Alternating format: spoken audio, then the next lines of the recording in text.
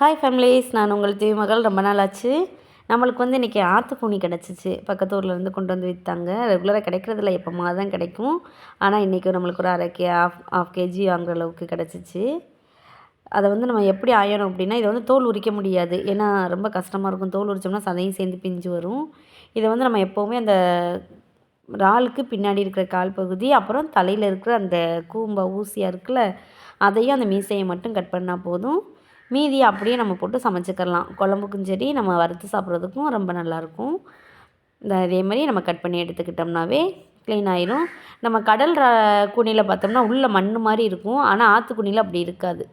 நல்லா ஓரளவுக்கு நல்லா சுத்தமாகவே இருக்கும். அதனால் நம்ம உள்ளேருந்து நிறைய பீஸ் அசிங்கமாக இருக்குமே அப்படிங்கிறத நினைக்க வேணாம். உள்ளே நல்லா சுத்தமாகவே இருக்கும்.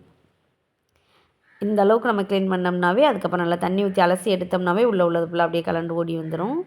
நல்லா கழுவி எடுத்துட்டு அதுக்கப்புறம் நம்ம அப்படியே குழம்பு வைக்கிறோம்னாலும் குழம்பு வச்சுக்கலாம், அல்லது வறுத்து சாப்பிட்டாலும் ரொம்ப நல்லாயிருக்கும். இது குழம்புக்கு நல்லா வாசனையாக இருக்கும். கடல் இறாலை விட ஆற்றுக்கூனி ரொம்ப டேஸ்ட்டாக இருக்கும் குழம்புக்கு. Okay, thank you families.